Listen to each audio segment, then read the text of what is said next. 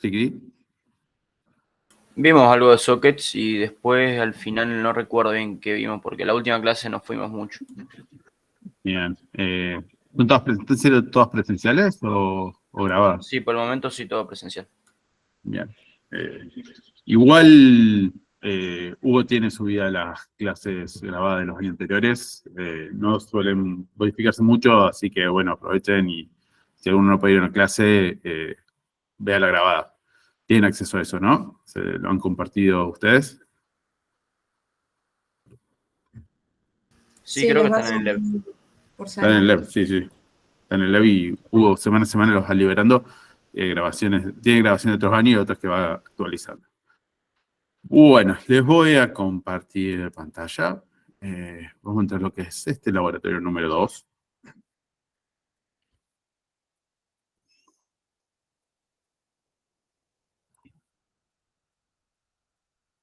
Bueno, laboratorio número 2, ustedes ya en el... Creo que no lo compartí. Bueno, en un ratito se los comparto, el link para la recreación en Discord. Básicamente es una continuidad del laboratorio 1. Lo que vamos a utilizar ahora es sockets. Socket debe ser el IPC más utilizado hoy en día en la industria, es el más útil. Y la idea en este laboratorio es ahondarnos y que conozcan bien ustedes cómo funciona básicamente este protocolo, esta librería. En el práctico ya les dieron unos ejemplitos, pero está todo básicamente en el man de sockets. Si ustedes abren una terminal y ponen man sockets, socket, tienen absolutamente todo. Ustedes saben haber visto en el teórico los tipos Unix, los DNet, los INET 6. Probablemente en Syscom hayan visto algunos más, como que han visto algo de X25, algo de IPX. ¿Vieron algo de esto en Syscom? No. Bueno, en mi época lo veíamos. Sobre todo X25, que nos jodían mucho porque era el protocolo de los cajeros automáticos en ese momento. Tienen acá los tipos de datagramas que se comparten, los tipos socket, tienen la explicación, incluso tenemos ejemplos. Para aprender a utilizar socket, nosotros también les vamos a compartir un repo, no sé si, no, todavía no los compartimos. Tenemos un repo con mucho código de ejemplo, que no es más que el mismo que les va a dar el profe en el teórico, y que está casi todo sacado de examples. Como ejemplo dice get other info. Si vamos a man, get other info. Acá tiene un ejemplo de punta a punta de un server program, un socket y un client program en socket. Que esto es básicamente, esto es lo mismo que tienen ustedes que les pasó el profe y que les vamos a pasar nosotros en el GitHub, ¿no? Entonces, ¿qué hacer en este trabajo práctico? Se pide que se diseñe, implemente y testee un conjunto de aplicaciones en C, como todos los trabajos prácticos en esta materia, de una arquitectura cliente-servidor de 3 capas y que soporte al menos 3 protocolos de la familia descritas en socket. Es decir, pueden agarrar socket Unix, socket Internet 4.0, socket IP 4.0, socket IP 6.0, ¿no? Se eligen esas 3 o cualquier otra de las familias socket que está definido en socket H, que es lo que veíamos recién en el man. Eligen cualquiera de esas 3. ¿Y qué vamos a hacer con esto? Vamos a hacer 3 clientes. Cada cliente va a utilizar un socket en particular. Similar a lo que hicimos en el laboratorio 1, donde utilizábamos un IPC en particular. Acá lo que vamos a hacer es usar un protocolo de comunicaciones tipo socket particular para cada uno de estos clientes. Clientes, llámenlo como quieran. Puede ABC, 1, 2, 3, como a ustedes se les ocurra. ¿Qué tiene que hacer cada uno? Bueno, el primero debe poseer una CLI, una consola, una terminal, donde ustedes pueden escribir cosas, que tienen que pasarle, tienen una string, en un formato que ustedes definen, que interactúe con Journal Control desde el otro lado del server. ¿Qué es Journal Control? Bueno, es una aplicación, un servicio muy simple que lo que hace es trabajar con los logs, imprimir los logs, ¿no? Es muy simple, lean acá el man, esto también lo pueden ver desde la terminal. Tiene una serie de opciones, su cliente debe ser compatible con esto, su cliente y su servidor debe ser compatible con esto. Ustedes le tienen que pasar cualquier string compatible con Journal Control desde el cliente y del otro lado se va a ejecutar y les tiene que responder la respuesta, imprimir la respuesta. ¿Se entiende? Bueno, segundo es un cliente B, que debe ser igual al cliente A, o sea, le mandamos un string con algún comando de Journal Control, pero lo que recibimos es un archivo comprimido con el output, ¿no? El primero se imprime en pantalla, el segundo ustedes tienen que comprimir la salida y transferirla. Y un cliente C que lo que hace es Profe, tengo sí, una duda. Por ejemplo, en el cliente B, o sea, mandás datos y tengo que mandarle tipo algo para que corte de mandar datos, tipo, o un dato y listo. claro, no es el stream de Journal Control, es lo que está en el momento. Pero, o sea, yo puedo mandar solamente un string y eso ya se guarda y se saca un zip, o tengo que dejar tipo prendido el cliente B hasta cierto tiempo. Y después... No, es lo que tenga en ese momento. O sea, por ejemplo, puedes decirle, yo quiero este bloque de datos de start en tal día, tal hora y stop en tal día, otra hora, por ejemplo, y traerte un bloque de ese log de un servicio en particular, de SSH, Daemon. Bien, bien. Y el C básicamente es lo mismo que hicimos en S1, pero esta vez aplicado al cliente servidor, ¿no? Es un informe donde nos muestra la memoria libre en el server y el load normalizado del sistema. O sea, tenemos tres clientes, el cliente va a elegir, ustedes van a elegir que se comunique con socket que ustedes pinten, el B conecta al otro y el C conecta al otro. Y cada uno se levanta, y un detalle no menor, cada uno de estos clientes se tienen que poder instanciar, ejecutar N veces. ¿Está? Es importante este requerimiento. Bien, del lado del server, ¿qué tenemos? Este server debe complementar todos los requerimientos de laboratorio 1, más. Debe gestionar las conexiones y desconexiones de los clientes. Es el encargado de comunicar los mensajes de los usuarios y responder según corresponda. Y es encargado de toda la lógica de funcionamiento.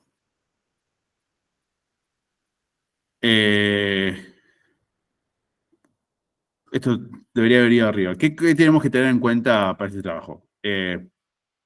Los clientes son lightweight. ¿Qué quiere decir esto? Todo el procesamiento es del lado del server. Del lado del cliente es bobo. El cliente es bobo. Solamente sabe mandar y recibir. ¿Está? Lo único que debe hacer el cliente es un checksum. Hay que validar que lo que estamos recibiendo es lo correcto. La descarga del archivo debe funcionar para cualquier tamaño. No sabemos el tamaño del zip que se va a generar. Si le pido 5 años de logs, les aseguro que va a ser pesado. En el caso de que ocurra una falla del lado del servidor, durante el procesamiento de una solicitud, se deberá informar al cliente antes de la desconexión. O sea, si se muere el server, tenemos que de alguna forma notificar al cliente y cerrar la conexión y que no nos aparezca el mensaje de error de socket. Y todos los mensajes entre el servidor y el cliente deben ser en formato JSON. Para eso, Gaby sugirió utilizar esta librería que está aquí, que es la CJSON, que es muy útil. ¿Todos conocen el formato JSON? Sí, profe. Bien. Sí, en redes lo han visto. Es un estándar hoy en día para configuración, etc. Entonces, toda la comunicación entre el cliente y el server debe estar formateada en JSON. En ambos lados, en ambas direcciones. De nuevo, vamos a pedir todo lo mismo, que es doble error, pedantic extra error, gestión de memoria, dividir el código de manera juiciosa, o sea, no tanto en un main, definan funciones, cada función debe tener una única tarea, mantenga un estilo de código, controlen los errores, controlen lo que devuelve cada función y cachen los errores que se produzcan. El código no debe contener ni errores ni warnings. Esto me quedó viejo de nuevo porque habría que usar el que dio el Gaby. Y aparte ustedes deben proveer un script para validar los requerimientos. ¿Por qué? Porque si le decimos que va a tener que tener N clientes, vamos a probarlo. Y tiene que andar.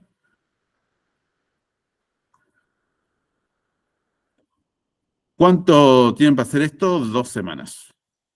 Tienen hasta el día 13 de abril, tal cual lo dijimos la primera clase. Creemos que es tiempo suficiente para poder desarrollar este trabajo. ¿Dudas? Sí, profe, yo tengo una duda con un requerimiento, creo que es del cliente 3. Si se puede ir ahí en la pantalla que tenemos, el cliente C.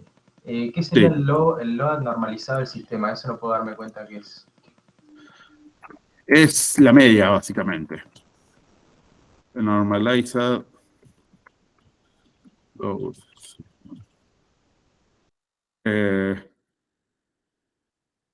Es la media del... Es un cálculo.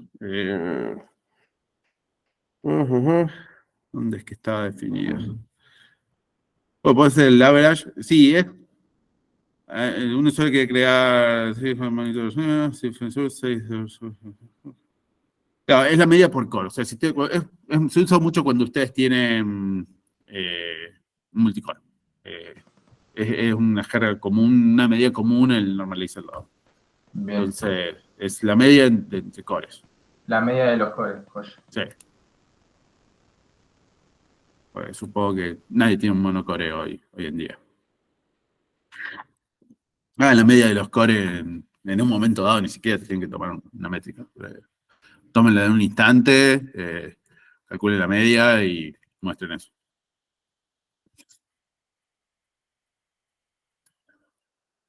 ¿Alguna otra duda? Exactamente, en top y htop debería tener la media. Pero ustedes la tienen que obtener del sistema a un lado.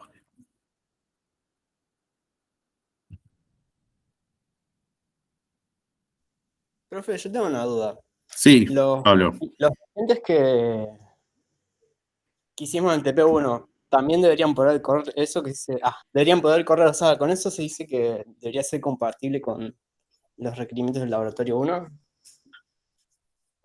Del lado del server dijimos que tiene que ser compatible, ¿no? No del lado de los clientes.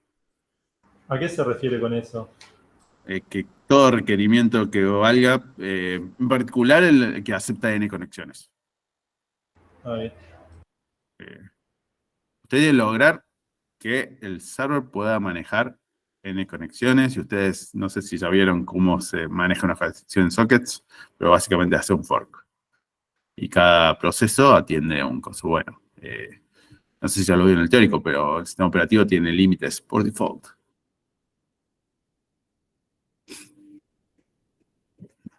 Pueden hacer un script de seteo y configuración del proyecto, sí, estaría bueno que lo hagan.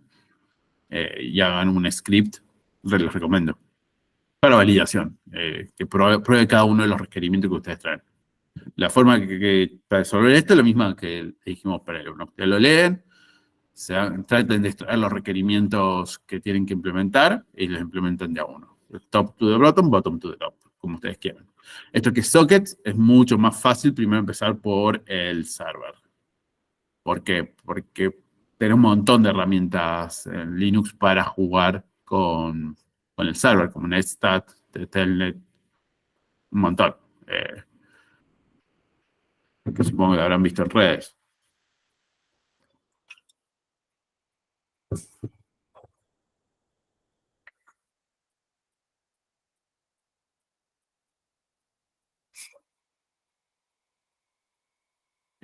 Bueno, por ejemplo, el link que pasó David estaría bueno dejarlo en el canal del Eso voy a hacer, ahora lo dejo ahí también. coso, así les queda todo eso.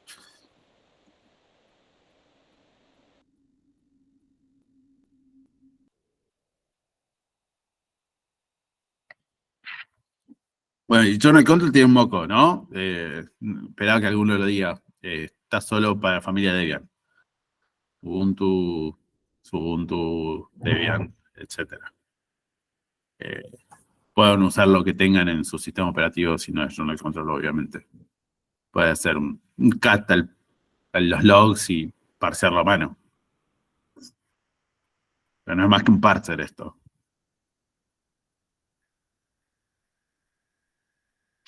Profe, ahí en el cliente A, cuando dice escribe un string, imprime el resultado, ¿podría dar un ejemplo? A ver, este string podría ser el comando literal de Journal Control. Literal. Journal Control, espacio, U del servicio, HTTPD, start date, una fecha, y mandar eso y te tiene que devolver eso. Pero ustedes lo pueden hacer más corto. Pueden usar su propio formato. A eso voy con que ustedes definen el formato. No hace falta que escriban la palabra interna de Journal Control. Si siempre van a ser comandos de Journal Control. La cosa es que del otro lado sí tiene que llegar de alguna forma ustedes tienen que interactuar con Journal Control. ¿Se entiende? Sí.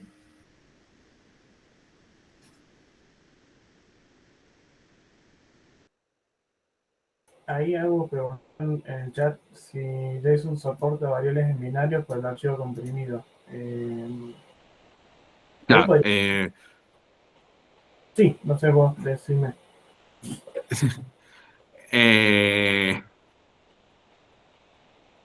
Sí, se te va a complicar mucho. ¿Podés transmitir un binario? Sí, sí podés. Pero no, hacelo más de... Pongamos este constraint. Todo menos la transferencia del archivo es un JSON. Es un JSON.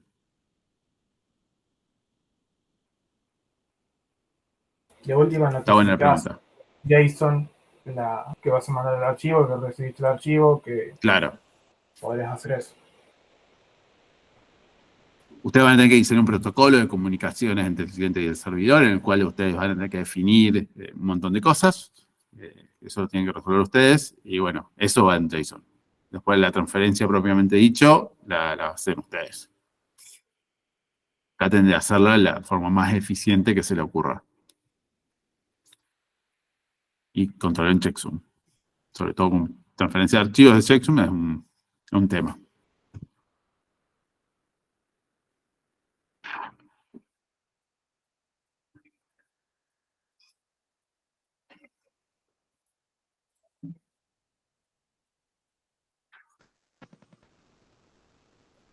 Profe, una consulta con respecto a la defensa del TP1, ¿hay alguna fecha o algo así? Mira, como el TP1 y el TP2, primero es un warm-up de lo que es esto, lo vamos a tomar juntos. Bien. Cosa de ahorrar tiempos. Joya. El laboratorio 1 es un warm-up. O sea, si hacen bien los también lo tienen.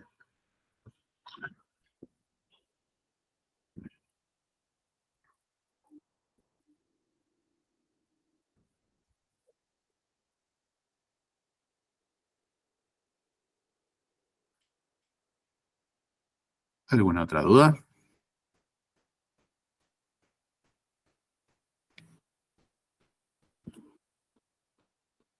No está en el Discord todavía, ¿no? No, el link. Ahora lo copio. Perdón. Okay. Ya lo copio. Tengo en otra pestaña.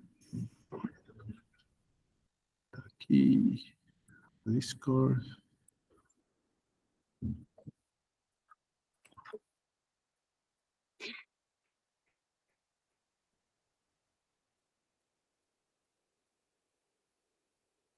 Postman es un muy buen aliado. Eso que postó Gaby. Es una aplicación para testear APIs. Esto no es una API propiamente dicho, pero es la antesala del API, que es lo que vamos a ver en el laboratorio 5 y 6. Y ahí probablemente usamos Postman.